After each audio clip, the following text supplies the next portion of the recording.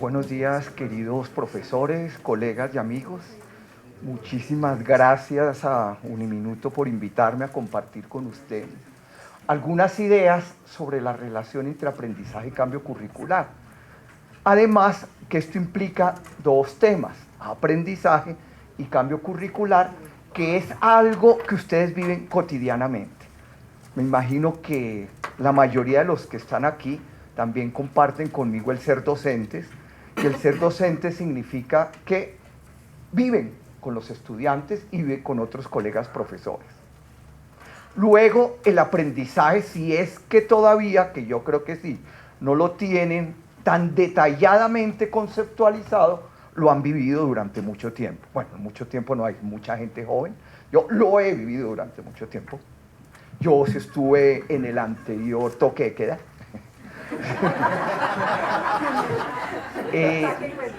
Pero el aprendizaje pues ha sido uno de mis temas más interesantes en mi vida y a la que he dedicado muchísimo de mis esfuerzos intelectuales. Pero no es solamente un tema, es algo que uno vive como enseñante, como profesor. Y cambio curricular, pues me imagino que muchos de ustedes tienen responsabilidades en algún momento con respecto a la gestión curricular o hacer algún cambio curricular, por ejemplo, cuando hay alguna petición legal con respecto a los registros calificados, a las acreditaciones, a la creación de nuevos programas. Es decir, que estos dos temas, aprendizaje y cambio curricular, también son de ustedes, no son únicamente míos, pues como invitado a compartir unas ideas con ustedes. Entonces, nuevamente, repito, muchísimas gracias por esa confianza académica al invitarme a compartir pues con personas expertas, seguramente conceptualmente, pero también desde sus vidas en estos temas de aprendizaje y cambio curricular. Yo en días pasados estuve en Buenos Aires y en Guayaquil, también conversando, dictando unas conferencias sobre aprendizaje, pero en las dos ciudades relacionadas con el uso de tecnologías. Y pasaron dos cosas muy interesantes. En Buenos Aires hubo un último panel para cerrar el evento y estaban allí Microsoft, Oracle y otras empresas. Era el cierre del evento. Y en algún momento, pues, Oracle, si lo recuerdo bien, iba a presentar una app a todos los que estábamos allí como asistentes. Y lógicamente pasó algo que habitualmente sucede. Entonces picharon el botón en algún computador, en algún dispositivo, algo, y eso de que no funcionó. De él y el otro, y volvían a conectar, desconecte, ¿no? Entonces la solución de desconéctelo. ¿Sí? Desconecte. Entonces utilizaron la solución de desconéctelo. Después viene y desfilan un poco de personas, ¿no? Entonces se van acercando allá y entonces están haciendo algo y uno pues empieza a charlas con los vecinos, pero también está mirando y después viene otra persona y también hace lo mismo. Pues uno va observando la desesperación pues de los responsables de la presentación, etc. Nunca aprendió esa cosa. Nunca aprendió esa cosa. Allá pues estaba el de Colombia, habían uruguayos, chilenos, venía gente de España, pero nunca aprendió la cosa. Y lógicamente uno dice al final, pues mire, yo aquí tengo las listas de sus correos, yo se las envío, no me las han enviado todavía tampoco, Oracle no me ha enviado el link para mirar esa app que ellos querían exponer allí. ¿Qué pasa allí? Algunos de los temas que se trataron en esa conferencia en Buenos Aires y el que me tocó a mí en Guayaquil era sobre inteligencia artificial. ¿Ustedes saben qué es eso de la inteligencia artificial? Es algo muy sofisticado que está pasando en los software, de tal manera que un software permite que una máquina tome decisiones, pero no les prendió el video bien, no les prendió la aplicación. ¿Qué es lo que sucede allí? Sí. Una protesta. Seguramente aquí no, pero en mi universidad, en la Universidad Javeriana, pues yo he vivido situaciones así, que uno llega a la clase y trata de prender el televisor y siempre tiene que llamar al señor del final de la esquina para que venga a ayudarle uno a hacer un on o un off o algo así. Y ellos llegan rápidamente y espichan y uno dice, ah, está funcionando. Pero no le enseñan a uno a resolver el problema. Entonces comparto esa situación con ustedes. En Guayaquil también pasó algo muy parecido. Y me pasó a mí, porque yo uso una tablet, pues con el viaje y todo llevo una tablet chiquitica, la que está acá. Llevar un computador es un poco camelludo, porque cuando uno pasa y por seguridad, saque el computador, préndalo a ver si uno tiene un software de droga, alguna cosa de ese rollo, ese tipo de... Entonces se enreda uno. En los pasos en los aeropuertos, el cinturón y el computador es una cosa incómoda. Si uno va de afán y cosas de ese estilo. Entonces yo llevaba mi tablet, nunca se pudo. Nunca se pudo, entonces que me la mande al correo para que yo la abra yo tengo Keynote, porque es Apple, tampoco. Y era sobre inteligencia artificial. La inteligencia artificial en la universidad. ¿Qué es lo que sucede allí?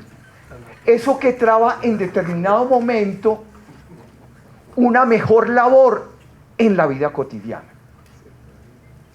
No en la vida conceptual, no en la vida intelectual que vivimos nosotros, los maestros.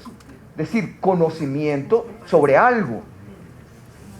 Yo, repito nuevamente, en Guayaquil iba a exponer algo sobre inteligencia artificial y su relación con la educación.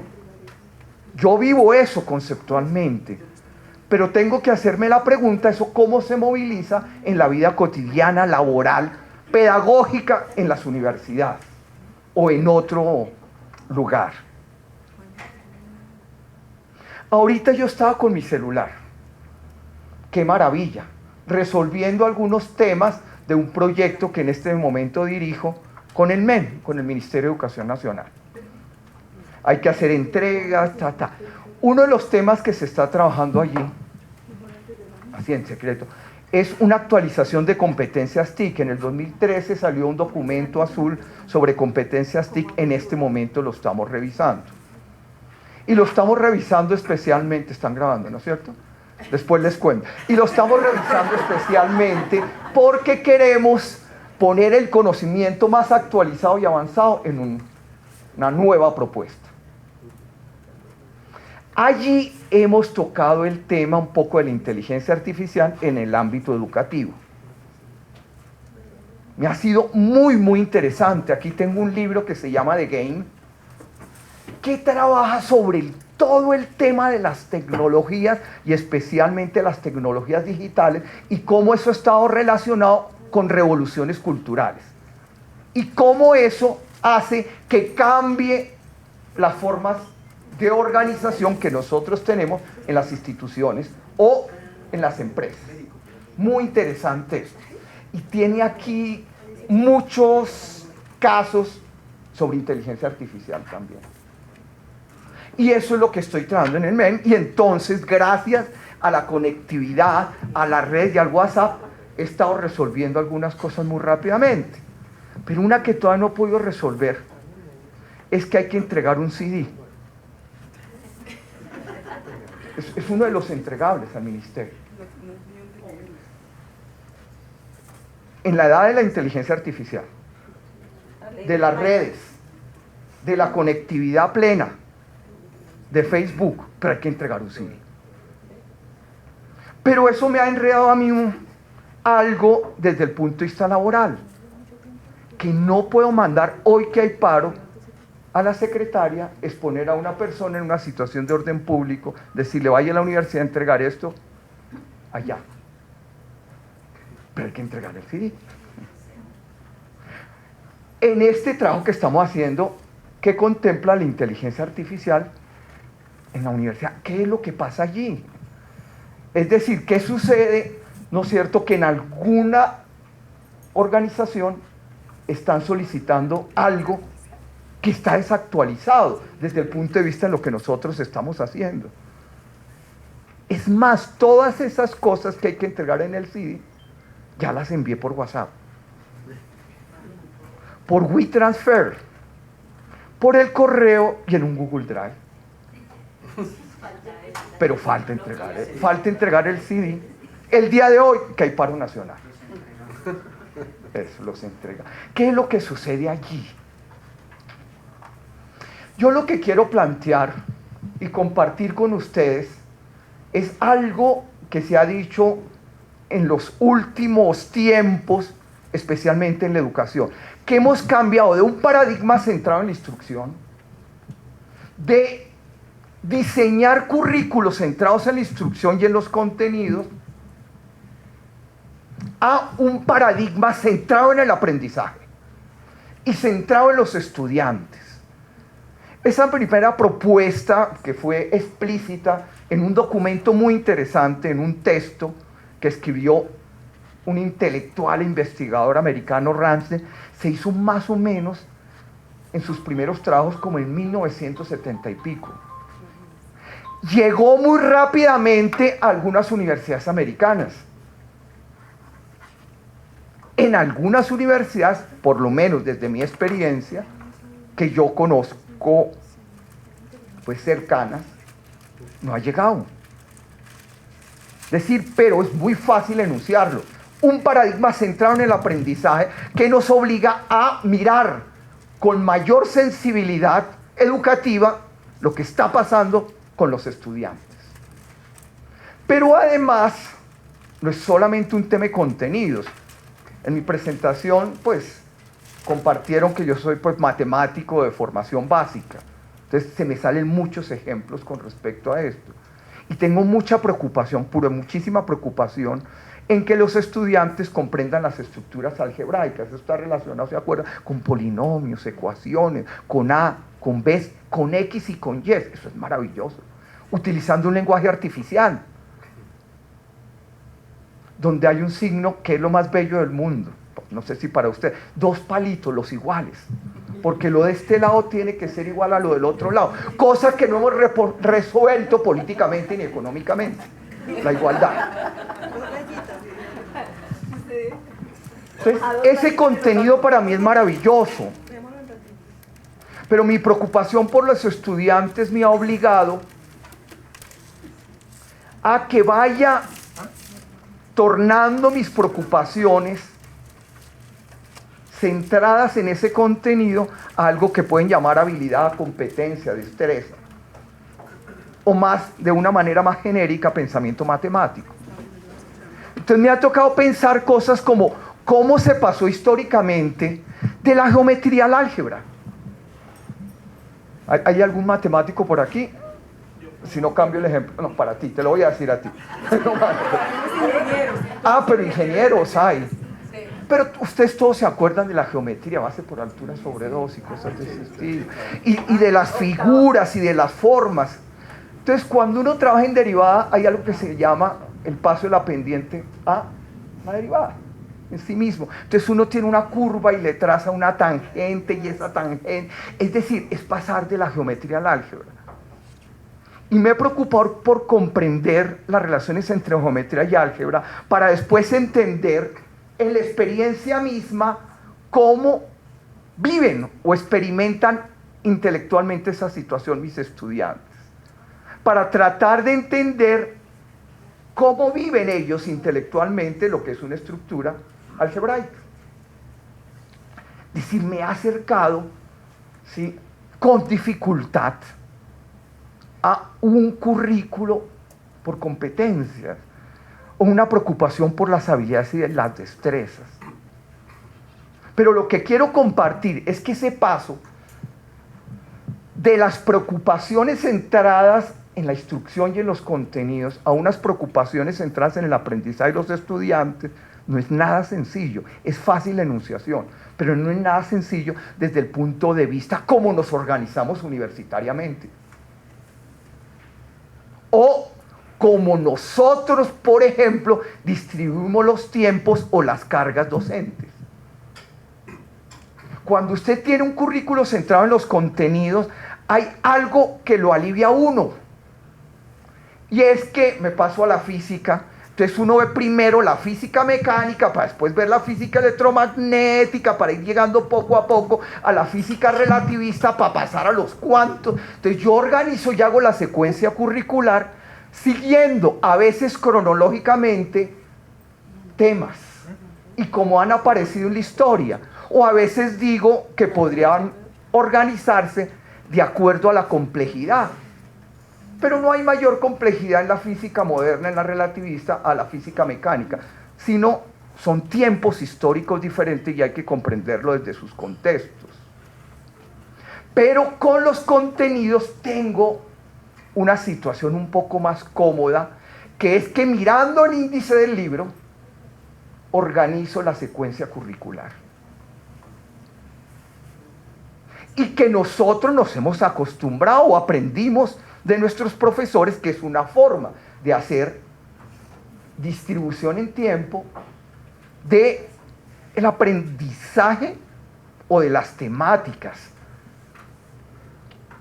Pero creo que también es importante preocuparnos por los contenidos, aún mucho de lo que nosotros digamos esté centrado en las competencias o las habilidades o las destrezas de nuestros estudiantes, especialmente cuando uno habla de competencias del siglo XXI, las habilidades blandas y cosas de ese estilo.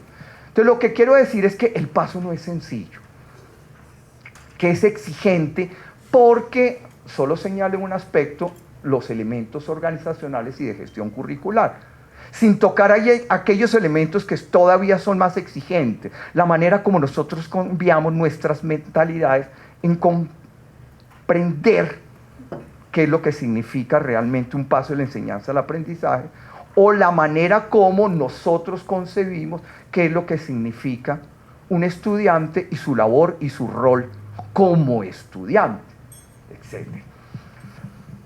Yo creo que así como pasa con las tecnologías, el señor de la esquina que venga a ayudarme a aprender el aparato, o como pasa en esa situación organizacional, entrégueme el CD, yo creo que el paso del aprendizaje y la enseñanza es un paso de carácter paradigmático y no solamente de carácter enunciativo. Me explico, cuando es de carácter enunciativo me invitan más a hablar sobre aprendizaje.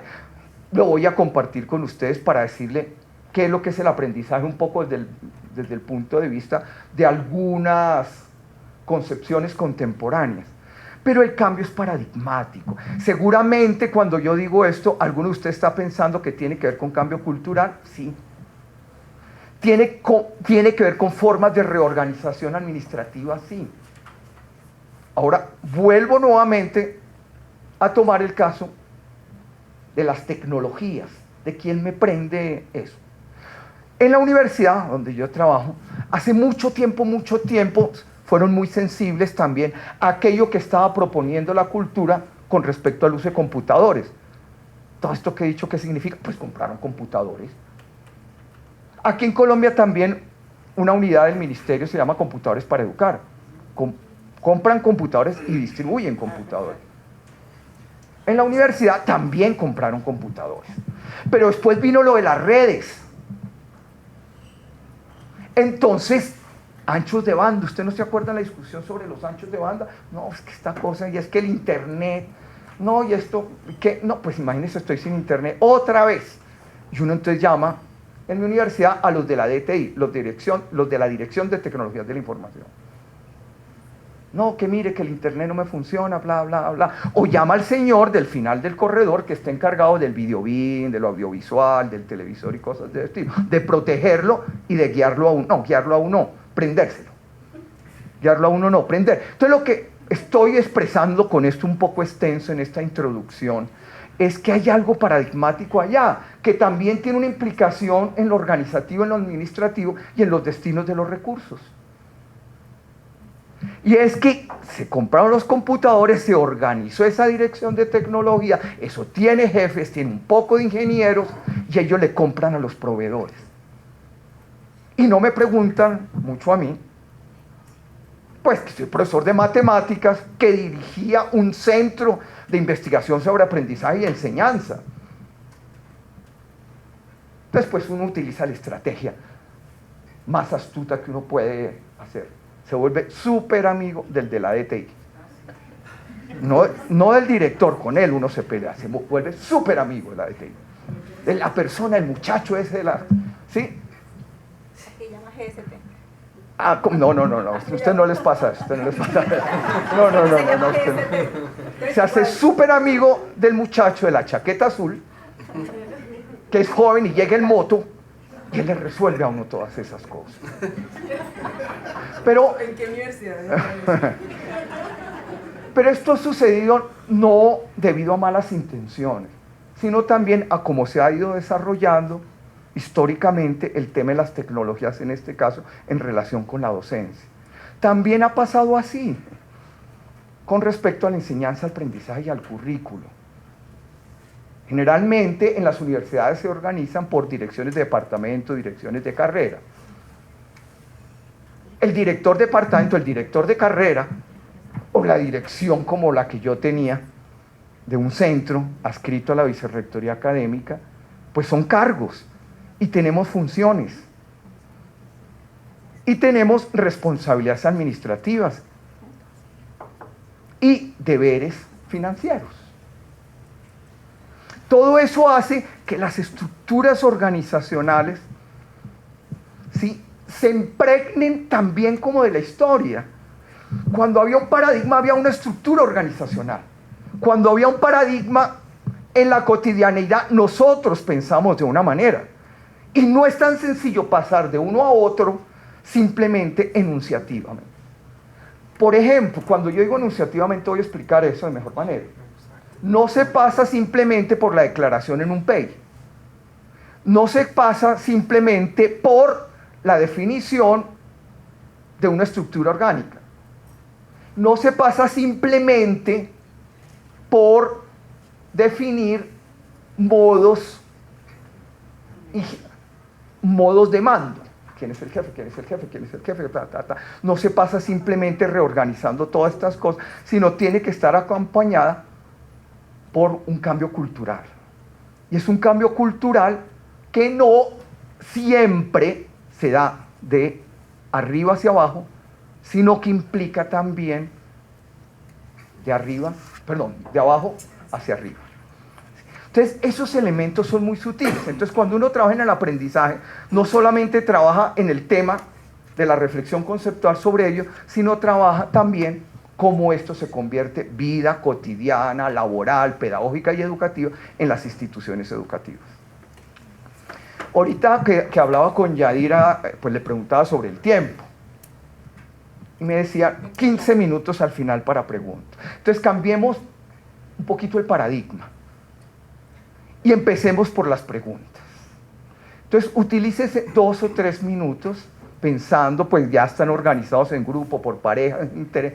¿Qué pregunta me harían a mí después de esta experiencia que yo les he compartido a ustedes sobre las relaciones entre aprendizaje y cambio curricular? Entonces, utilicen 2 o 3 minutos y me hacen unas preguntas.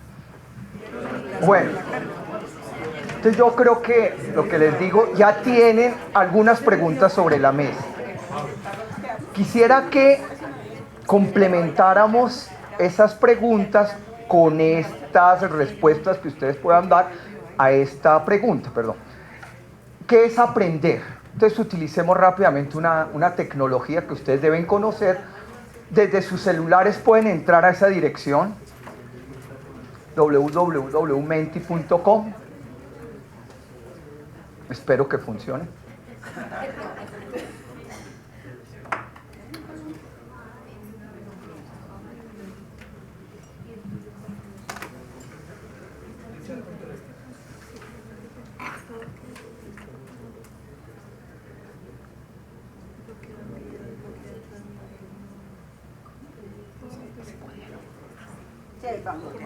Ponen el código que está allí y los debe llevar a una imagen parecida a esa, haciéndoles una petición. Y es que para responder esa pregunta pongan una palabra, aunque creo que da la oportunidad de 3 opciones o 3 palabras, una por una. Entonces reflexionemos un poquito sobre ello y hagámonos la siguiente pregunta. Nosotros tenemos a un estudiante desde el primer semestre hasta octavo, noveno, 10º semestre, cuando él sale a ejercer profesionalmente. Él se iría con esto porque aprendió en la universidad, es decir, una persona que ha crecido, una persona que comprende el mundo una persona que conoce, una persona que investiga, que experimenta, que adquiere y otras más. Entiende. La vicerrectora le hace la pregunta ya, pero entonces se la hago a usted. Los estudiantes que están saliendo de la universidad salen con eso que ustedes acaban de compartir.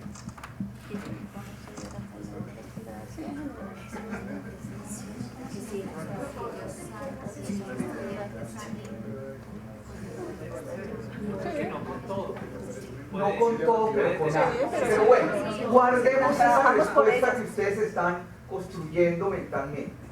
Tenemos unas preguntas, tenemos esta gráfica y algunas respuestas a la pregunta que les acabo de hacer. Ustedes sí le están brindando a los estudiantes esto cuando salen. Perdón. Miremos la siguiente.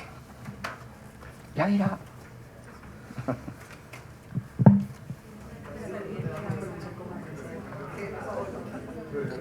De hecho, yo le puse casi a todos les puse así.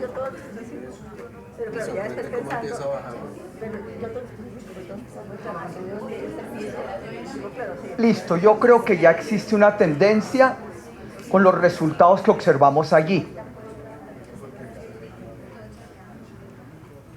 Están empatados dos tipos de factores.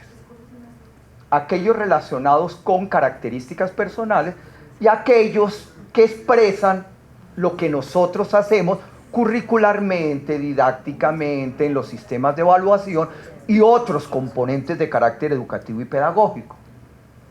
Y hay otro elemento más, otro factor que tiene 3.7 que no es nada despreciable. Es decir, aquí por ejemplo no estamos diciendo que esto es 1 o 2, que este es 4 o 8 y que este pueda ser 3-1, 3-2, que tendría significado diferente. Esto lo estamos haciendo desde nuestra percepción, estamos tratando de compartir lo que nosotros creemos con respecto a cuáles son los factores que influyen en el aprendizaje de los estudiantes. Si no me equivoco, ustedes están por acá. Una persona que dirige un departamento y una carrera, dependiendo de la organización que tenga la universidad, es responsable de actividades acá. Un profesor es responsable de actividades relacionadas con factores escolares. Y también un gobernante, rector, vicerrector, directivos, consejos directivos, dependiendo de la manera como se gobierna la institución, también son muy responsables de acá. Pero ¿qué pasa con estos y estos? Una pregunta. Seguramente ustedes entienden que los factores sociales de los estudiantes de la Universidad de los Andes comparada con los de la Javeriana o la Tecnológica de Chocó afectan de manera diferente el aprendizaje de los estudiantes. En ciertas universidades, incluyendo donde yo colaboro, los estudiantes llegan con un estrato que les ha brindado mayores oportunidades en su desarrollo. En este país, ser de estrato 5, estudiar en el Vermont, estudiar en el Andino, el italiano, no estoy diciendo que sean mejores o peores que un colegio público, pero hay una gama de oportunidades diferentes. Simplemente. Es decir, estos estudiantes tienen antecedentes educativos diferentes. Un estudiante en Quibdó tiene oportunidades diferentes a un estudiante que en este momento, hoy no hay paro, no hay clase, pero de un estudiante de un colegio de élite en Bogotá. Hay ciertas diferencias muy interesantes, lo urbano y lo rural, género, hombres y mujeres, y estrato. Es decir, lo que manifiesta las diferencias sociales en Colombia es que, en general, visto a través de ciertas investigaciones, es que el estrato, lo urbano y lo rural, y el género son factores que están pesando muchísimo en el aprendizaje de los estudiantes. Aún si es un genio en el diseño curricular y un genio didacta. Pesa. Estoy de acuerdo con ustedes, tiene un peso fuerte. Si bajamos, digámosle, perdón, no es apropiado decir bajamos, pero si nosotros reflexionamos sobre lo que pasa en un preescolar, o en la educación básica y media, de un colegio de un estrato y de un colegio de otro estrato, es muy diferente. ¿Es muy diferente por esto? No. Si yo voy a un colegio de élite urbano y voy a un colegio en Quibdó público, yo no veo tantas diferencias en el currículo. Ni tampoco puedo afirmar contundentemente que el profesor del colegio de élite urbano es muchísimo mejor que una profesora de un colegio público en Quibdó. No tengo los datos para afirmar eso. Son parecidos. Pero ¿qué es lo que ocasiona resultados diferentes? Sí, esto. No lo podemos negar. Ahora lo personal. Aquí en esto yo tengo muchas inquietudes, para no decir angustias. Yo muchas veces observo en las clases que los estudiantes están muy pegados al celular y los profesores se quejan de eso. Hoy los pegué un ratico al celular ahí para que hicieran este ejercicio y esa cosa. Y no me quejé. Sí, me gustó que se metieran al celular. Sé. No, les iba a hacer la pregunta. Levanten la mano los que están mirando el WhatsApp. Ningún. Ah, ¿vio? Yo también. Yo también lo hice. Pero tampoco eso los alejó completamente de esta experiencia. ¿Y usted por qué miró el WhatsApp? ¿Qué hacía el profesor? Mire, está en una conferencia. No. Pasó. Pudieron alternar rápidamente esa situación. Retornar nuevamente según sus intereses sobre aprendizaje y eso. Pero los estudiantes tienen otros tipos de hábitos, otras rutinas, hacen otras cosas. Y muchas veces he escuchado a los profesores una queja con respecto a ello, y en parte tienen razón.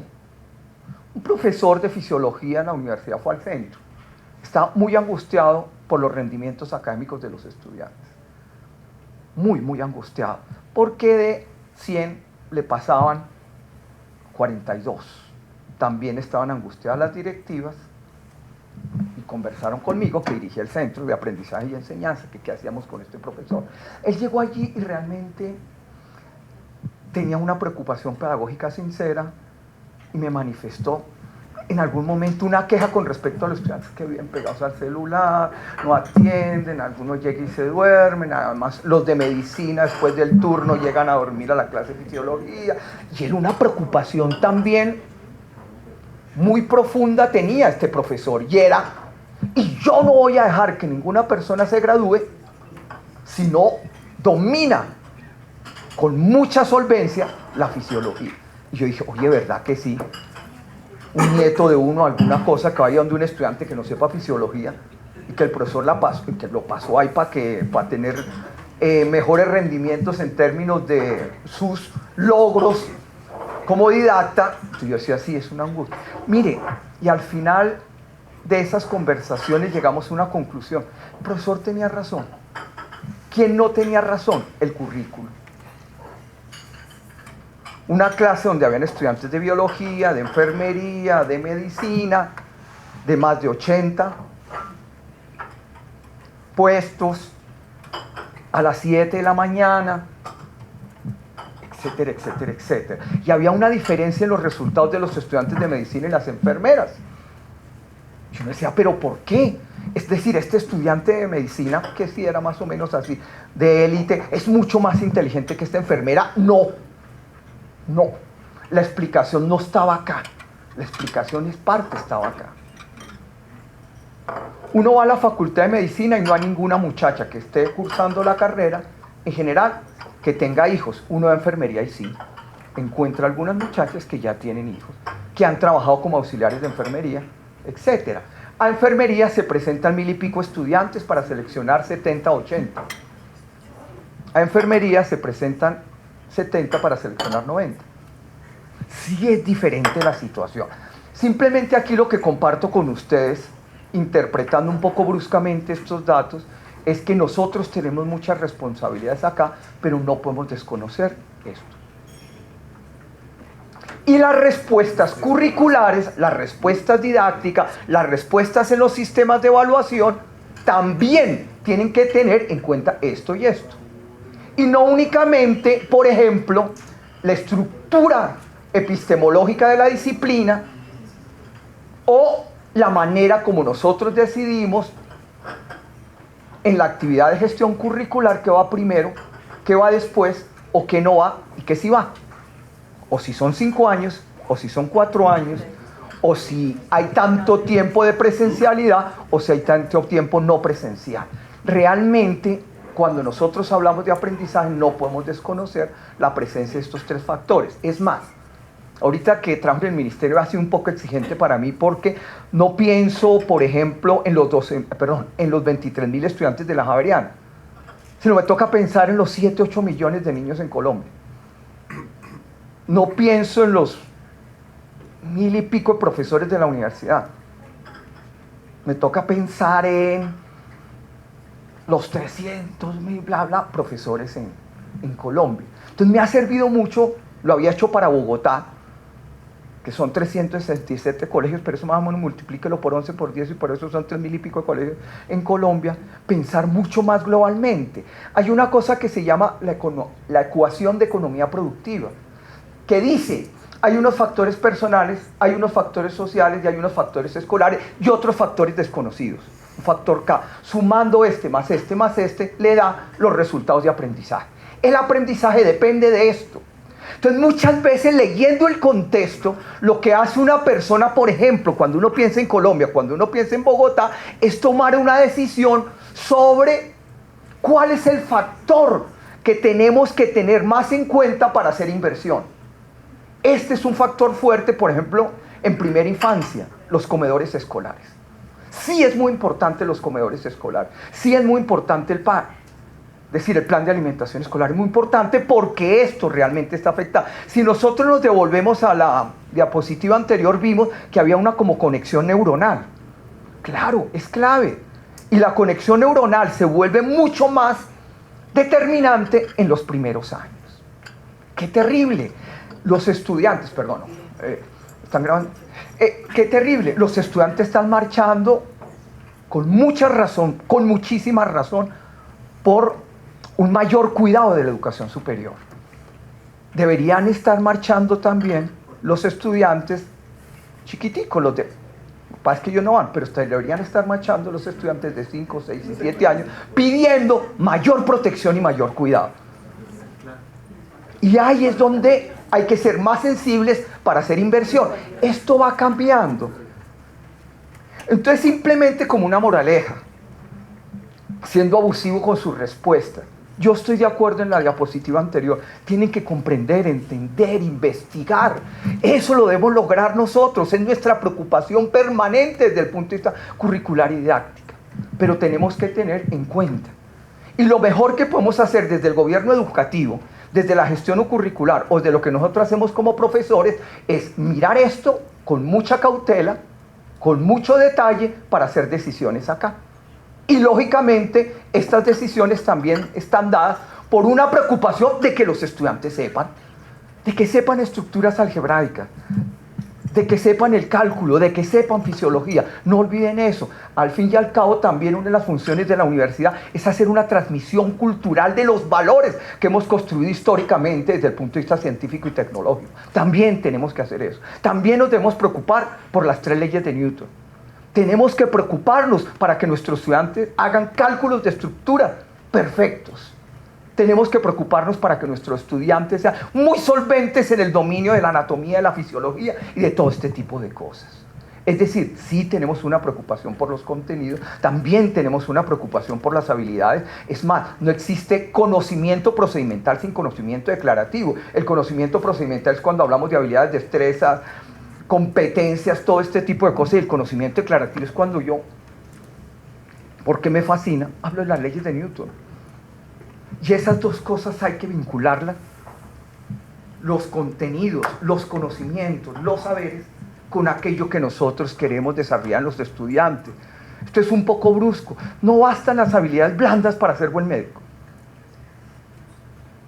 Un médico súper chirriado, como dicen los bogotanos, súper simpático, el que le pregunta a uno cómo está su hijo, cómo está su mujer, y su abuelita ya murió. Esos son una maravilla. Pero también deben saber hacer una cirugía con mucha responsabilidad, a uno sea simpático. Podemos tener mucha motivación, porque esa apareció por acá, motivación, emoción. Podemos tener mucha motivación por la natación, pero nos ahogaríamos si no manejamos ciertos tipos de técnicas. También se ahoga uno muy motivado. Entonces debemos saber cómo combinamos un conocimiento cultural construido históricamente, del que debemos dar cuenta. Debemos tener en cuenta qué es lo que plantea un país en términos de desarrollo científico y tecnológico.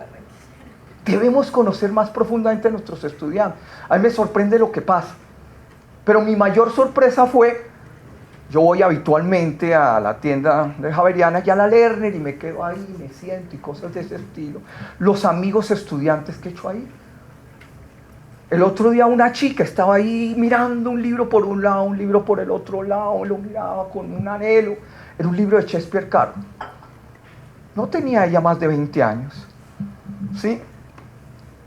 Y no era el Shakespeare conocido. Eran esos de poder, los Arturos, los Ricardos y cosas de ese estilo, y lo miraba así. Te dije, ay, ¿tú has leído eso? Y me dijo, sí, es que quiero tener, porque yo estudio ciencia política. Lo único que podía hacer yo era regalárselo. Ella también lee a Shakespeare. También está por ahí caminando. Y también está en el celular. Tenemos que comprender profundamente esto. No basta un consejo académico discutiendo sobre secuencias curriculares. No basta un sistema de gobierno totalmente directivo, haciendo elucubraciones o hipótesis sobre quiénes son nuestros estudiantes. Tenemos que conocerlo. Y no todo ese conocimiento se obtiene intuitivamente. Es decir, simplemente porque yo entro a una clase, mire lo que está pasando allí, ve a los estudiantes con un celular. No, hay que investigar muchísimo más esto. Hay que hacer investigación educativa a nivel universitario sobre esto y esto. A veces a mí me sorprende lo poco que se hace investigación educativa universitaria, por ejemplo, para saber cómo se relaciona esto con esto. ¿Cómo podemos hacer un cambio curricular a partir de las condiciones culturales y sociales que ha vivido una región? ¿Cómo podemos hacer cambio curricular o definir o diseñar sistemas de enseñanza de acuerdo a las características personales de un grupo de estudiantes con respecto a la manera como ellos se están relacionando los unos con los otros? ¿Cómo es el trabajo grupal de los estudiantes? Eso es un enredo. Yo ayer miraba en las marchas y todos son un grupo. Todos son amigos los unos con los otros. Y yo he ido a algunas universidades, por ejemplo, yo me acuerdo cuando dictaba clase en los Andes, están grabados. Cuando dictaba clase en los Andes les decía, bueno, mire, y este trabajo lo hacen en grupo. Profesor, ¿y no lo podemos hacer solos? Yo iba a la Javeriana y les decía, mire, por favor, hagan este trabajo. ¿Y cuándo le entregamos, profesor, tal día? ¿Y es individual? Sí. Profesor, ¿no lo podemos hacer en grupo? Y en la nacional, bueno, hay que hacer este trabajo. Profesor, ¿por qué vamos a hacer ese trabajo? ¿Eso qué significa? A ver, son diferentes contextos, todos tienen un valor, pero debemos ser lo suficientemente sensibles, no desde el punto de vista intuitivo, ni desde el punto de vista de la manera como nosotros tomamos decisiones para entender la relación entre esto y esto, para lograr lo que ustedes pusieron en la diapositiva anterior. No es tan sencillo.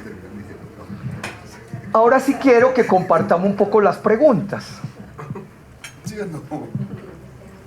Pero hay un profesor, yo no le di la mano, pero se fue el profesor porque no le di la palabra.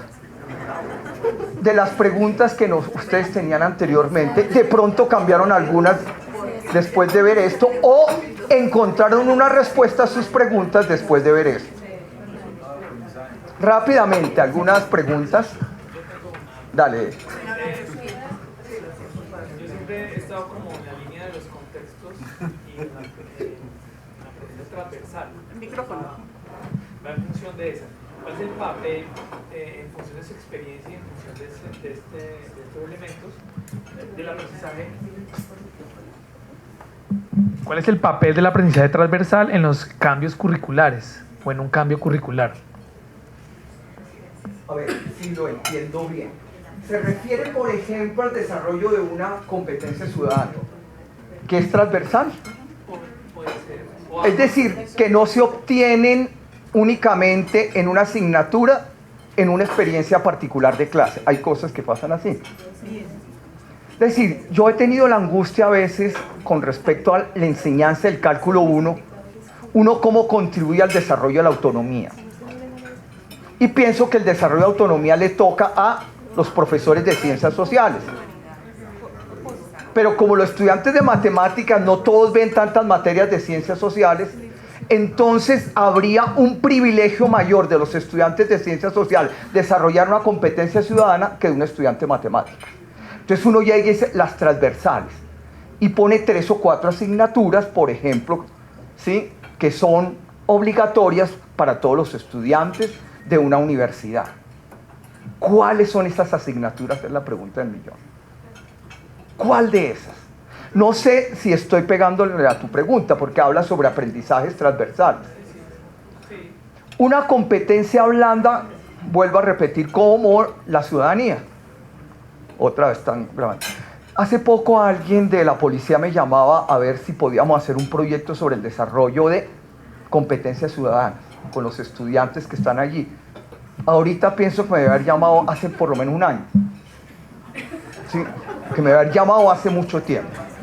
Algo debía haber pasado allí. Lo que te quiero decir es, mira, te estoy poniendo otro contexto donde hay una preocupación institucional por el desarrollo de un tipo de competencia, y es general porque está pegada con su proyecto educativo, aunque no lo creas. Pero hay algo práctico que no se está logrando, y es una actitud un poco de los estudiantes de elegir la formación militar frente a la formación civil.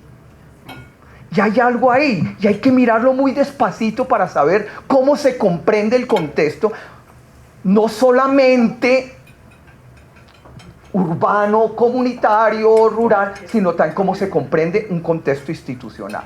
No sé si le apunté a tu pregunta o no, pero... Y simplemente te estoy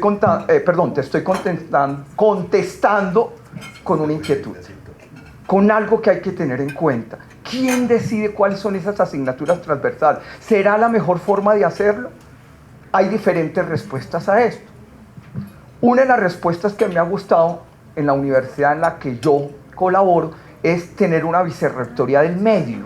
Es decir, una vicerrectoría que solamente se está preocupando en parte por desarrollar estas habilidades blandas, estas competencias ciudadanas, y en crear mejores ambientes de solidaridad para los estudiantes. Hay otros que lo hacen de otra manera diferente. Esa es una respuesta supremamente interesante, pero hay más respuestas a él. ¿Alguna otra pregunta? Sí, profesora.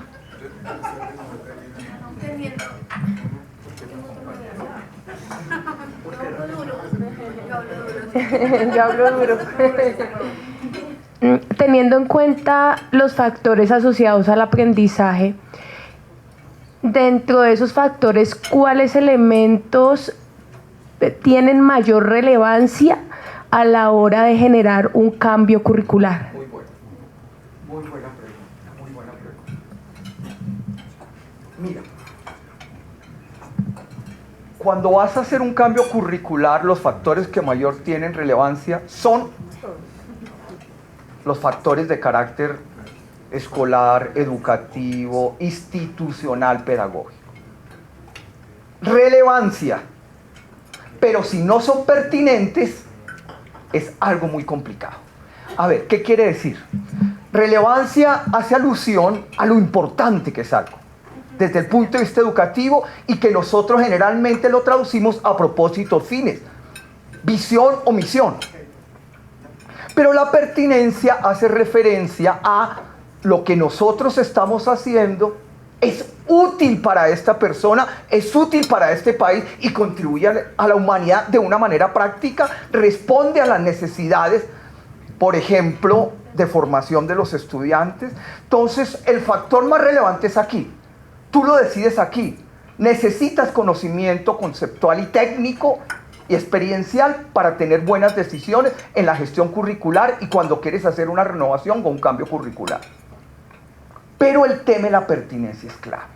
El tema de la pertinencia es que lo que tú estás haciendo obedece a las necesidades, condiciones particulares de los estudiantes y propicias que haya un tipo de desarrollo, formación o mayor aprendizaje o bienestar en los estudiantes. Voy a ponerte un ejemplo. Los registros calificados y las acreditaciones, esos son una maravilla, pero en cierto modo han atrasado el cambio y la renovación curricular, porque sus indicadores no solamente son guías, sino se han convertido en regulaciones y normatividad. Y aunque tú expresas muy bien en el documento los temas de contexto, es decir, de pertinencia, no siempre responden a un compromiso real con la práctica. Entonces, ha sido una maravilla porque ha permitido organizar de mejor manera el sistema universitario, pero han traído dificultades cuando nosotros queremos hacer innovación curricular expresada a través de cambios y reformas curriculares. Esa es mi respuesta. La relevancia está dada por acá. Se necesita un conocimiento técnico de lo que significa currículo, didáctica, enseñanza, sistemas de gestión, etc. Pero si no tienes en cuenta estas dos cosas, no funciona. En otra parte que yo conozco, les va muy mal en matemáticas. Yo sé que a ustedes no. Muy bien. Ocasiona estrés postraumático. Yo he ocasionado esos tipos de enfermedades, psicopatologías difíciles de tratar.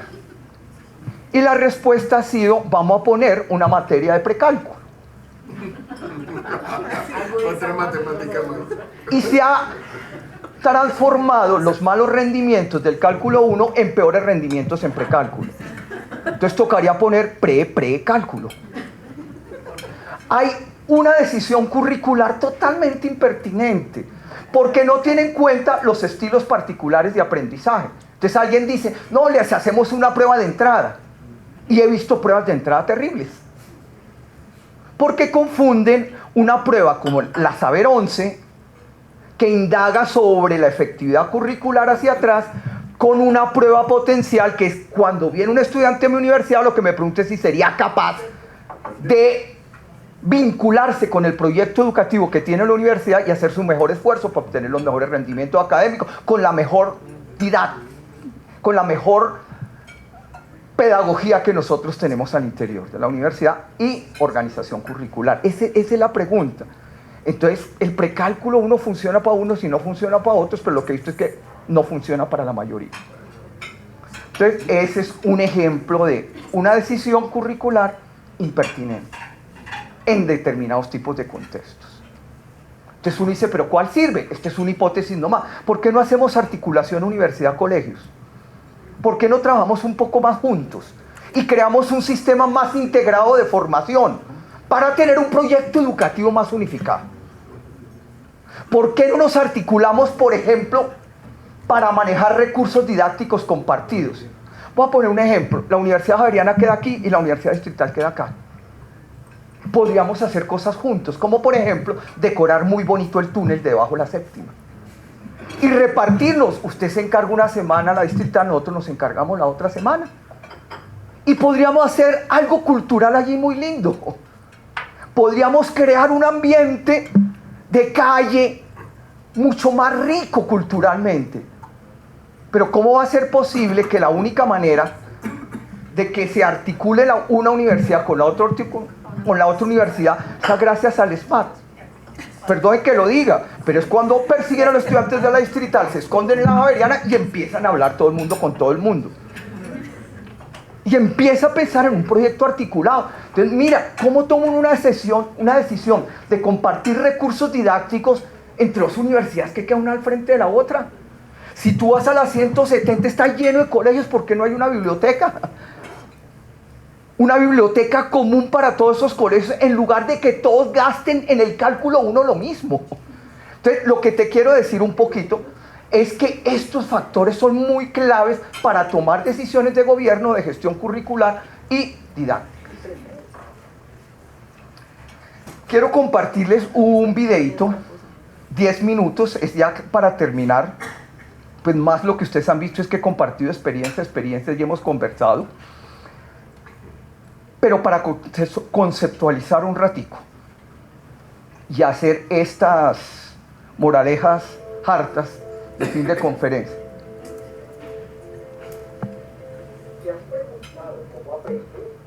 ¿Está sonando?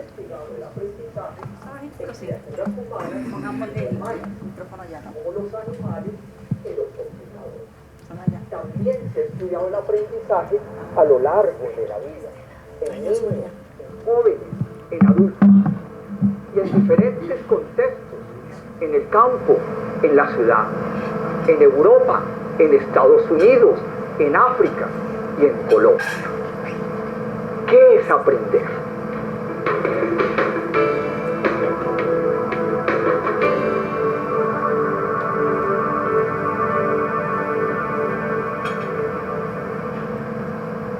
El cerebro y las diferentes formas como nos relacionamos con las cosas del mundo y con los otros seres humanos, en gran parte determinan cómo aprender. Daniel Dennett, un filósofo de la mente, en su libro Tipos de Mentes, desde el punto de vista evolutivo, nos presenta 4 criaturas que se diferencian las unas de las otras por su manera de aprender. Criaturas darwinianas, bautizadas así en homenaje a Charles Darwin. Criaturas skinnerianas, se denominan así en honor al psicólogo conductual Skinner. Criaturas popperianas, en homenaje al filósofo Karl Popper. Y criaturas gregorianas, en homenaje al psicólogo Richard Gregory. Las criaturas darwinianas han evolucionado por selección natural. Aprenden cuando modifican su organismo para adaptarse al medio. Por ejemplo, los tetraciegos mexicanos son peces que viven en aguas profundas y habitan en cavernas oscuras. Por ello, han perdido sus ojos por la inutilidad de su uso.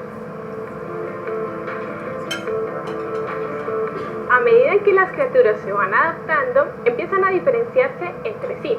Unas nacen con los mejores rasgos, mientras que otras tienen que probar distintas opciones a través de prueba y error para adaptarse. Las criaturas que realizan este tipo de pruebas se llaman skinnerianas y aprenden cuando responden exitosamente a los estímulos del ambiente. Las respuestas exitosas son aquellas que han sido reforzadas y se mantienen en el tiempo, es decir, aquellas que surgen nuevamente cuando la criatura se enfrenta a situaciones similares. Por ejemplo, un perro aprende a pedirle comida a su amo llorando, ladrando o tocándolo ligeramente con su pata. Al repetirlo, va a realizar la acción con la que obtuvo mayor éxito, es decir, aquella con la que su amo le dio comida mayor número de veces. Sin embargo, buscar la respuesta exitosa a través de ensayo y error resulta bastante riesgoso, pues hay una alta probabilidad de fallar. Es necesaria la capacidad de anticiparse a las consecuencias para adaptarse al medio más fácilmente y de manera menos riesgosa. Hay un tercer tipo de criaturas, las popperianas, las cuales empiezan a crear mentalmente un ambiente imaginario que les permite filtrar y eliminar todas esas malas ideas. Estas criaturas aprenden cuando crean representaciones mentales que les permite hacer un pronóstico de lo que podría pasar si toman una decisión u otra. Estas representaciones mentales pueden ser imágenes o palabras que transitan nuestro pensamiento como imaginación o significados de símbolos. Por ejemplo, los seres humanos sabemos que atravesar un callejón oscuro en una ciudad peligrosa a altas horas de la noche no es una buena idea. Y no tenemos que hacerlo para saberlo, basta con realizar mentalmente una serie de hipótesis e imaginar las posibles consecuencias. La capacidad para visualizar distintos escenarios o posibilidades no solamente permite mantenernos a salvo y evitar cometer errores, también es una herramienta bastante útil para resolver problemas, por ejemplo los problemas matemáticos. Incluso si estos no tienen un elemento gráfico, como una figura geométrica, la visualización permite dar un significado distinto al problema y sumar fuerzas involucrando varias áreas del cerebro. Por ejemplo, las encargadas de la visión, de la atención, de la memoria y el pensamiento abstracto. Existen distintos tipos de visualización mental. En un estudio realizado con niños entre 9 y 11 años por Melinda Van Gardner, una investigadora de la Universidad de Missouri, se distinguen dos grandes tipos: la visualización pictórica y la esquemática. La visualización pictórica es la capacidad para imaginar atributos físicos de un objeto o una persona, por ejemplo, forma, brillo, color, etc. La visualización esquemática es la capacidad para imaginar la relación entre los objetos, por ejemplo, distancia, y aspectos de su comportamiento como movimiento o velocidad. En el estudio se encontró que una visualización esquemática es mucho más útil que una pictórica para resolver problemas matemáticos. Y esto se ha comprobado en distintos estudios con niños. ¿Pero qué sucede cuando somos adultos? ¿Perdemos la capacidad para utilizar la visualización gráfica y dar solución a los problemas? Quisimos probar esto con algunos voluntarios. ¿Qué tan buenos se consideran en matemáticas? Les tengo un reto. ¿Se le mide? Tienen 5 minutos para resolver el siguiente problema.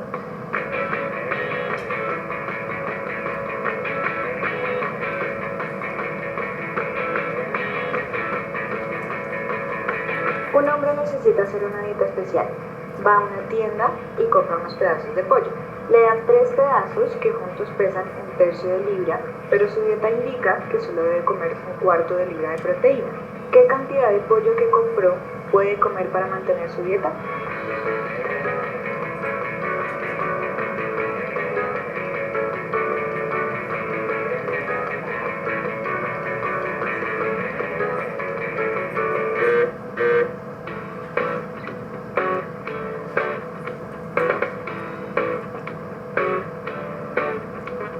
Las respuestas de nuestros participantes fueron bastante diferentes.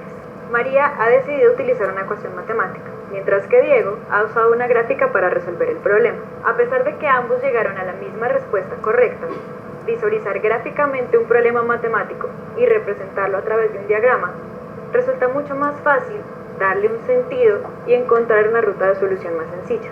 Con las criaturas popperianas hemos aprendido que la posibilidad de imaginar distintas opciones es beneficioso para las criaturas. Sin embargo, esta capacidad no es suficiente si no se ha tenido una experiencia. Cuando la imaginación no es suficiente, es necesario tener en cuenta a los otros. Las criaturas que aprenden basadas en interacciones sociales son las gregorianas.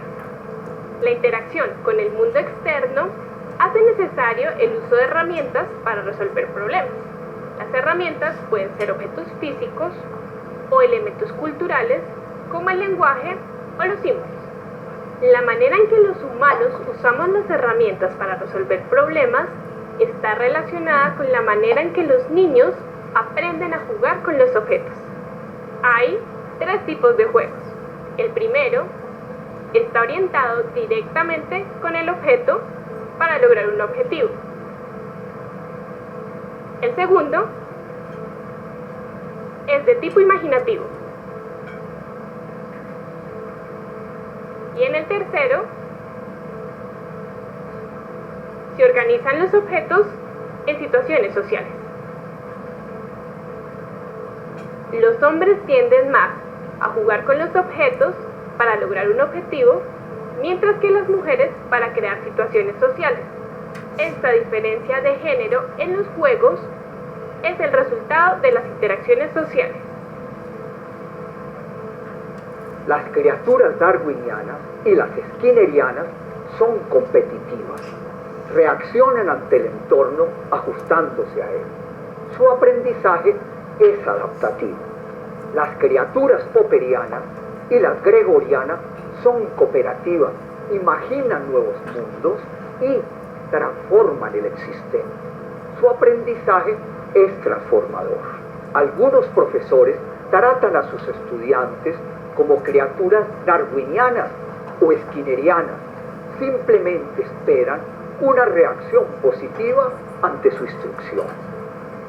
Los maestros debemos tratar a nuestros estudiantes como criaturas popperianas y gregorianas, porque así le damos la oportunidad de imaginar un nuevo mundo y construirlo en cooperación.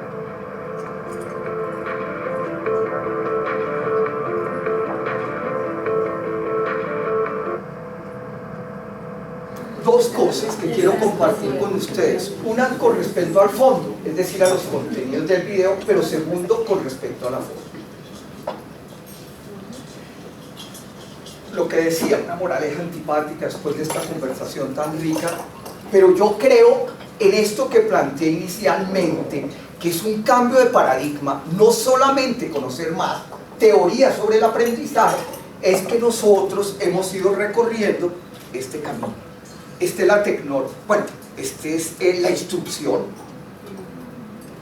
un poco abusivo, pero sería un poco ejemplificante la instrucción militar, demasiado normatizada y frente a metas definidas muy claramente que se resuelven generalmente con la obediencia instruccional. Las criaturas skinnerianas toda la vida, no, aquí hay mucha gente joven, ¿sí? Algunos de ustedes, no, nadie, yo, la vivimos con la tecnología educativa, las máquinas de enseñar, la definición de un objetivo, después una acción para conseguir ese objetivo y medir si habíamos conseguido ese objetivo, pero generalmente ese objetivo estaba expresado comportamentalmente, que también manifiesta una concepción de las competencias centradas en comportamientos para la efectividad de una acción. Poco a poco nosotros nos hemos ido metiendo en las criaturas popperianas. Lo que ustedes presentaron en la diapositiva sobre qué es aprender hacía alusión a una preocupación por la imaginación, la comprensión, el entendimiento, la explicación, acompañado de una serie de factores emocionales, motivación, por ejemplo. Aquí, pero esta ha sido todavía más esquiva. Mientras que aquí está lo biológico, las adaptaciones, lo instruccional, un poco la obediencia que tiene cualquier organismo no superior con respecto a lo que pasa en el medio. Aquí está el tema del castigo, el refuerzo, lo positivo, lo que se estimula y lo que se inhibe. Muchas de las propuestas con respecto a incentivos estudiantiles están orientadas por estos enfoques. Las criaturas popperianas, pues en honor a, como se decía en el video, a Karl Popper, pues es la imaginación, la capacidad de conjeturar, de hacer hipótesis. Por ejemplo, yo le pregunto a alguna de ustedes, ¿tú tienes hijos? No. Bueno, otra. Se me dañó la cosa, por no tener hijos me dañó la estrategia y lo que estaba haciendo. Perdón, no mentiras. Un estudiante tuyo, que seguramente los aprecia, se te ve en tu rostro, los aprecias muchísimo. ¿Qué es lo que esperas de ellos? ¿Sí? Después de que tú les has brindado tu enseñanza. Que sean críticos. Que sean críticos. Yo no te discuto nada ahí. ¿Por qué no te lo discuto? Porque está planteado a nivel de propósitos. ¿Yo qué quiero? Yo quiero ser aviador. Nadie me puede discutir lo que yo quiero. Es como el enunciado ese en juego que uno dice: ay, hoy amanecí otra vez con unas ganas de acostarme con Angelina Jolie. Y el otro le dice: ¿verdad? ¿Usted ya se acostó con Angelina Jolie? No, yo también ayer tuve ganas. Porque está en el terreno de lo plausible, está en el terreno de lo hipotético, lo conjetural, de lo teleológico. Ahí no hay mucha discusión. Yo no tengo una discusión con ningún objetivo en ningún proyecto educativo. Solidaridad, ciudadanía, cooperación, etcétera, etcétera. Cuando eso se convierte en práctica, es decir, cuando la imaginación se convierte en una forma de hacer educación, es que nosotros estamos mucho más asociados o cómplices con un enfoque de estos. Yo creo que hemos avanzado, pero este sí ha sido muy complicado. Este se basa en tres cosas. La primera, en lo imaginativo. La primera, en la preocupación por la comprensión, el entendimiento, la explicación, la criticidad, la creatividad, el análisis, la síntesis, la inducción, la deducción. Acá es un enfoque bastante cognitivo. Este es un enfoque bastante comportamental, un enfoque bastante cognitivo, pero este es un enfoque muy fuerte desde el punto de vista sociocognitivo. Entonces se basa lo primero en esto. Pero lo segundo en que se basa es en las herramientas que nosotros utilizamos para enseñar.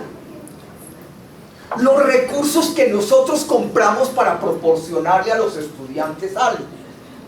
Entonces usted dice: pero ¿cómo es eso que los que compran? ¿Por qué? Cuando las estructuras son muy jerárquicas, el recurso uno no sabe si está aquí o está acá.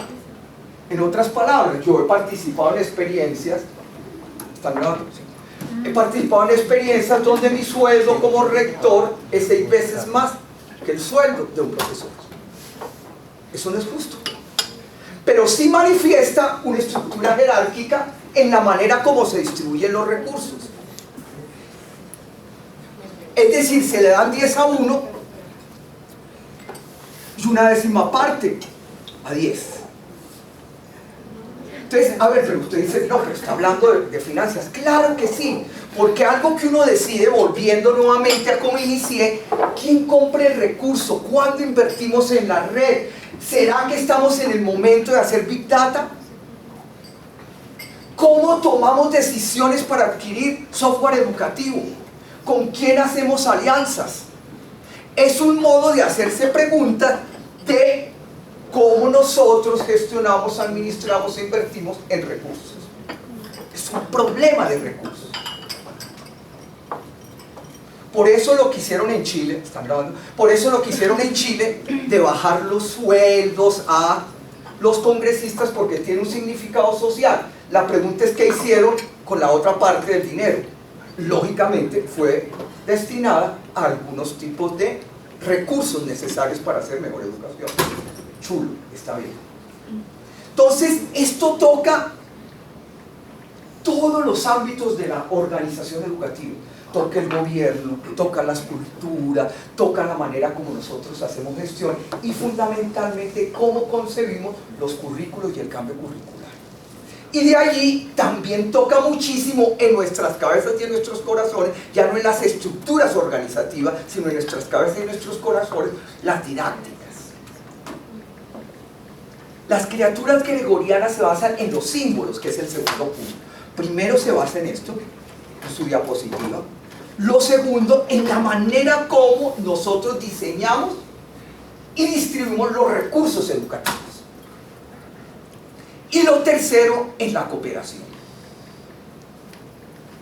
Cómo nosotros logramos crear un capital social más fuerte, de tal manera que el aprendizaje esté distribuido. Paso a la forma. La forma es el video.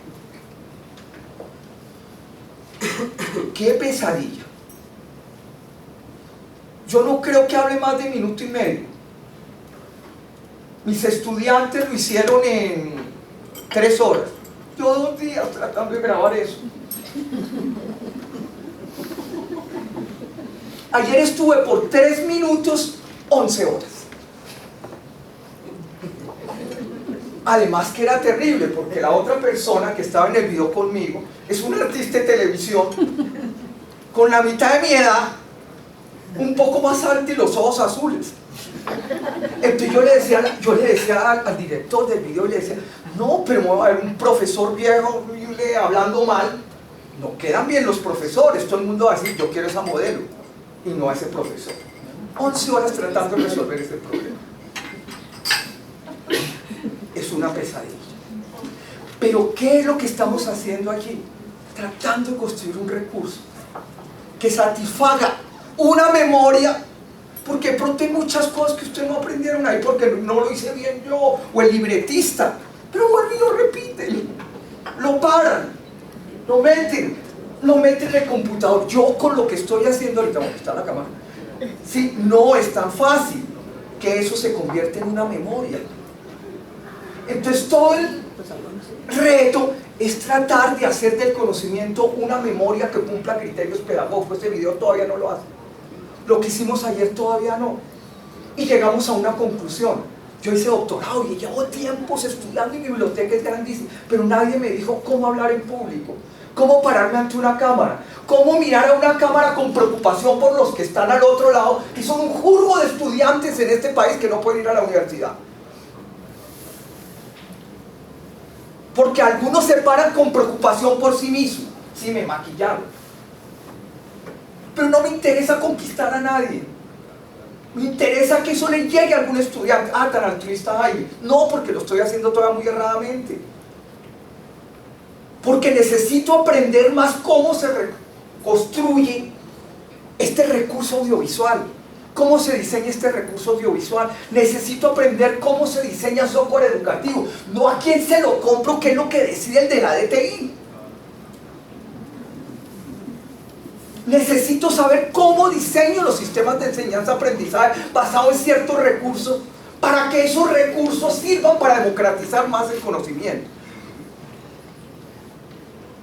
Es muy complicado el tema de las luces. Pero todo eso es fácil comparado a algo que llegamos ayer a la conclusión. Aquí en este país todavía no hay nadie que tenga experticidad en hacer libretos, guiones para educación. Y hemos buscado y gastado no menos de 50 millones tratando de hacer esto de la mejor manera posible. No se han perdido porque hemos aprendido, hemos logrado, estamos avanzando, etcétera, etcétera, etcétera. Si no, no la gana Netflix. Si no, no la ganan los comerciales. Si no, no la gana el Twitter. Y como no los ganan los comerciales, el Twitter, el WhatsApp banal, estamos perdiendo un poco educativamente la oportunidad de hacer mucho más aprendizaje con nuestros estudiantes. Entonces, las criaturas gregorianas nos llamaron la atención sobre el valor de los recursos educativos. Yo no demerito esto que yo estoy haciendo como profesor de una manera un poco tradicional. Hay que seguir haciéndolo. Pero los recursos educativos que diseñamos, que hacemos, que construimos, nos permiten construir una memoria pedagógica. Nos permite ser más eficientes, pero necesitamos decisiones para invertir en recursos educativos. Necesitamos hacer más investigación de carácter semiológico y antropológico, qué es lo que significa un recurso educativo para aprender. Y todavía no hemos llegado allá, porque implica un cambio de paradigma, y un cambio de paradigma implica, como decíamos al principio, cambios culturales, cambios de hábitos, cambios de la manera como nosotros concebimos lo que significa, por ejemplo, el compromiso laboral docente. Sigo en la forma con esta tercera idea y repitiendo. Primera, criaturas popperianas. Importantísima la imaginación. Muy importante. Segundo, los recursos simbólicos que nosotros estamos utilizando, los recursos materiales físicos y en este momento los digitales. Necesitamos apropiarnos de ellos, necesitamos desarrollarlos, diseñarlos, investigarlos. No pueden seguir comprándolos, porque nos van a comprar lo que produce un poco la sociedad comercial y de consumo. ¿Cómo ¿cómo va a ser posible que nosotros en la universidad no tengamos grupos de investigación en el tema de recursos educativos? Etcétera, etcétera. Y la tercera idea, la que acabo de compartir, también es necesaria, es la más complicada, porque estos paradigmas y aún está centrado en el individuo, no en la cooperación ni el grupo. Y eso es lo que más nos ha dificultado en términos de aprendizaje, de trasladarnos de unos paradigmas que nos amarran desde el punto de vista del gobierno, desde el punto de vista de la gestión, desde el punto de vista de la administración y desde el punto de vista didáctico, y es un aprendizaje profundamente centrado en el individuo. Yo concibo, ¿tú aprendiste algo? ¿Y tú aprendiste algo? ¿Y tú aprendiste algo de lo de hoy? Ah, sí, el profesor es súper simpático, me gustó ese. No, uy, qué mal ese mano, es pura carrera. ¿Sí? Pero tú te tienes que hacer la pregunta si algo de lo hoy se convierte en un capital cultural colectivo para la institución. No creo que lo haya logrado. Pero esa es la pregunta. ¿Esto se convierte en un aprendizaje colectivo? ¿Esto se convierte en un aprendizaje cultural de la institución? Y termino con otro caso. Estuve en una universidad pública. Me invitaron y entonces me reuní pues, con el consejo directivo de la universidad pública, entonces el representante de los profesores, el representante de los estudiantes, la rectora, otros directivos, el administrativo. Y a mí me sorprendía mucho en esta universidad que el índice de deserción era muy bajo que en la universidad pues, en la que colabora, la Javeriana. Era mucho más bajo.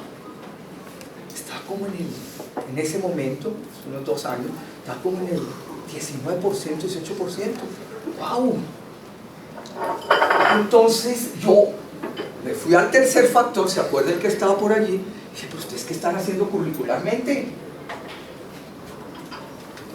Me contaron, otros estamos haciendo reformas curriculares, tenemos 10 carreras acreditadas. ¡Wow! ¿Sí? ¿Y qué están haciendo didácticamente? Formación de profesores. Profesor dicta en una conferencia para los profesores estatales. Bueno, un poco de profesores. Formación de profesor invirtiendo en formación. Docente, desarrollo profesional docente. Maravilla. Recursos educativos. Es que el gobierno no da, nosotros no podemos cobrar. Perfecto. Hice la pregunta en las 3 cosas. ¿No es cierto? En currículo, en didácticas y en recursos, que es algo que han visto que yo estoy enfatizando acá. Y yo decía, qué maravilla, pero ahí en la universidad más o menos hacemos lo mismo, solo que además tenemos los recursos, porque la matrícula es más cara. Yo decía, pero es muy parecido. Y hice esa pregunta, pero se acabó la reunión. Yo le dije, oye, pero yo no sé, en la universidad estamos haciendo lo mismo, tenemos estudiantes pues, de otros estratos más altos, tenemos más recursos y no hemos logrado bajar la deserción. Y salí. Entonces el representante estudiantil me llamó, profe, venga que quiero que vaya un grupo conmigo. Y me llevó un grupo. Y habían unos estudiantes, ¿sí? Ahí trabajando con otros estudiantes. Ahí están en cálculo, exactamente. Porque en mi presentación han dicho que era matemática. Pues profe, entonces yo llegué y me senté. Y bueno, ¿y qué? Mi curiosidad con respecto al conocimiento matemático y a las competencias matemáticas y otras cosas. Le pregunté, ¿qué se están haciendo? No, esto es una introducción a la matemática y estos 2 estudiantes le está yendo muy mal. Yo me puse a preguntar desde el punto de vista pedagógico, bueno, ¿y usted por qué le está yendo muy mal? Para saber cuál de los 3 factores era. ¿Este man es malo? ¿Es pobre? ¿O tiene malos profesores de matemáticas? O las 3 juntas, que es muy hipótesis. Pero, ¿por qué baja la deserción? Entonces me explicaron, ¿y usted y este grupo de qué materia es? Y habían de diferentes semestres. Dijo, no, mire, es que nosotros no dejamos que ningún estudiante pueda salir de esta universidad. Y yo, wow. Y entonces cuando un estudiante va mal, nosotros nos reunimos y empezamos a apoyarlo y nos hacemos turnos y las notas de nosotros tienen que ser la misma nota de él, un juego que tenían a él. Yo, wow, estos estudiantes son solidarios, qué maravilla. Sí, viva, porque en la universidad todo el mundo hace cola en un corral y nadie le gasta nada. Ya. Y entonces yo decía, bueno, y seguían insistiendo, nosotros no dejamos que ningún estudiante salga. Yo, qué maravilla. Porque así van a ser fuertes profesionales. Sí, pero es que para ser profesionales también tenemos que comer y tener salud. ¿Yo qué? Porque cuando un estudiante sale no pierde su rol de estudiante de ingeniería. Pierde porque en esa universidad tiene un magnífico sistema de bienestar en salud y el comedor escolar todavía, con muy bajo precio. Entonces no pueden salir no solamente porque van a ser profesionales, no pueden salir porque no pueden dejar de comer, porque tienen un sistema de salud todavía bueno, a pesar de lo que ha pasado, todavía tienen un sistema de salud. Y esa necesidad crea un tipo de solidaridad académica con un valor pedagógico maravilloso. Nosotros no hemos llegado acá. El trabajo grupal es porque no tenemos tiempo. ¿Cómo vamos a calificar 70 parciales? Además, si es virtual, un jurgonón de gente conectándose, ¿a qué hora contesto todos esos correos? Todas las mediciones, ahorita que estamos en Big Data, ¿sí? Todas las mediciones están centradas en indicadores de carácter individual. Es una educación tremendamente competitiva. Tremendamente competitiva. Seguramente ustedes, por su proyecto educativo y por la orientación social que tienen, seguramente han superado esto que yo encontraba en otras universidades. Pero en su paradigma es que nosotros tenemos una educación paradigmáticamente centrada en los méritos y cualidades que un individuo tiene y que tiene que demostrar educativo y laboralmente.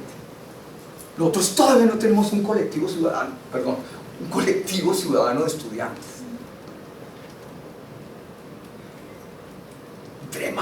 Es demasiado individualista nuestra educación. Pero es que así es la educación. No, entonces cuando uno va y mira otras instituciones educativas, yo trabajo en el tema de innovación educativa, hay una, no la he visto, pero la conozco por conversación y todo, es una escuela de Berlín. Fue hace como 10, 12 años, una señora dijo, no, pues yo voy a hacer mi propia escuela, tenía 60 estudiantes, y además dejó entrar a los inmigrantes turcos, que Berlín está lleno de eso, y alemanes que les iba mal. Y los últimos 2 años ha obtenido los mejores resultados académicos de alemán. Si uno la mira, tiene otro modelo diferente. Qué terrible, un estudiante preocupado por otro estudiante para que aprenda matemáticas. Un profesor que ha podido superar la evaluación como sistema de vigilancia y control. Y represión. Mi hijo estudiaba mucho tiempo en la Universidad Humboldt. Es filósofo el pobre, está marchando por ahí, es filósofo, tratando de cambiar el mundo, porque cree que el mundo es más justo, debe ser más justo. Lo piensa que lo puede cambiar desde la filosofía. Aquí no es tan fácil. Mi otro hijo también piensa que debe cambiar el mundo. Ya ha sido más fácil, es profesor de la Universidad de Michigan. No es justo. No es justo que los dos, uno tenga más oportunidad que este. No es justo que uno esté diciéndome ayer que obtuvieron un grandísimo para hacer investigación en narratividad y que este esté marchando ahorita. No es justo. No es justo. Perdón. Conocí al muchacho este que... Bueno, no es justo. Pero no es justo no solamente por una situación particular. Me tomo una lágrima ya, me pasa la No es justo porque no hemos podido ir transitando este cambio en nuestra concepción mental, nuestra concepción paradigmática, nuestras concepciones de gobierno, nuestras concepciones de gestión curricular. No es solamente un tema de recursos y un tema de decisiones políticas, no es justo. Porque aquí implica cambio cultural y cambio de mentalidad. Y el cambio cultural y el cambio de mentalidad se da desde los fundamentos pedagógicos. O sea, cuando entramos a una aula y empezamos a ver a los estudiantes de manera diferente. Cuando yo me siento con estos estudiantes, unos estudiantes tratando de salvar a otros estudiantes con el conocimiento matemático. Ahí va. Y esta ha sido nuestra mayor dificultad. Vuelvo otra vez al video. Uno cuando es profesor, que yo creo que es uno de los temas más complicados, cuando uno es profesor, como que uno tiene algo como de artista y de poder. Estoy hablando de mentalidades. Como cuando uno tiene algo de artista y de poder. Y entramos para ser admirados.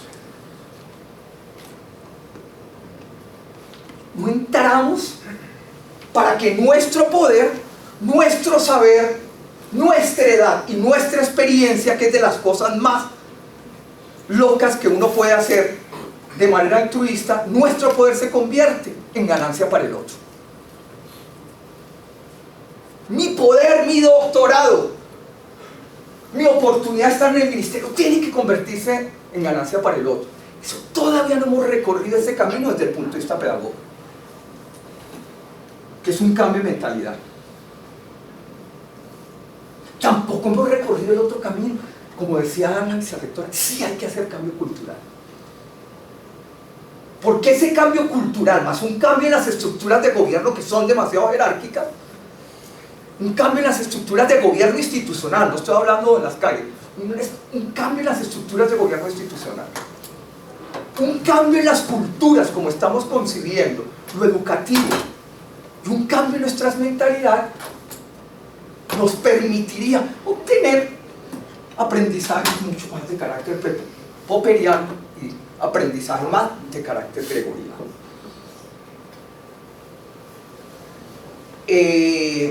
Pues he querido compartir estas ideas, es difícil sintetizarlas, pero son muy poquitas.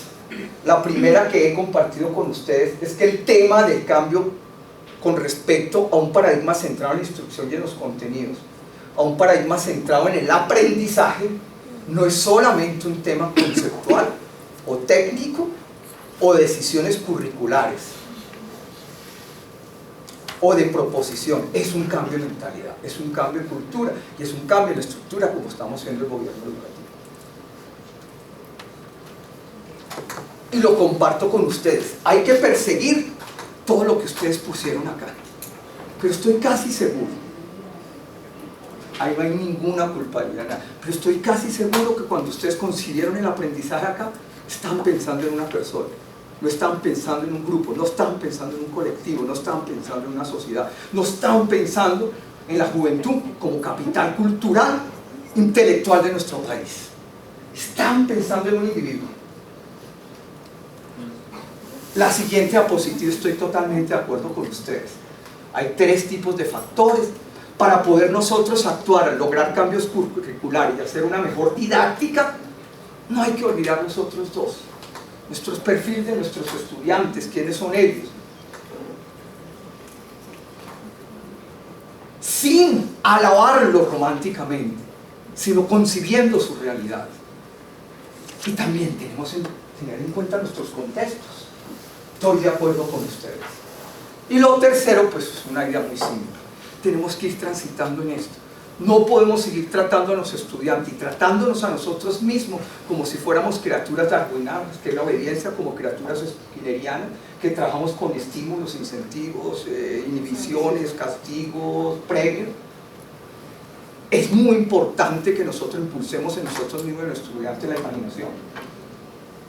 La capacidad de imaginar otros mundos mejores, y tienen que hacerlo colectivamente. Y tenemos que aprovechar todos nuestros recursos culturales. Ayer creo que llegamos a una de las ideas más bonitas, haciendo el libreto de otro video, dele, no para los profesores de Colombia, hasta que alguien llegó y dijo, oye, ese video le faltan mariposas amarillas.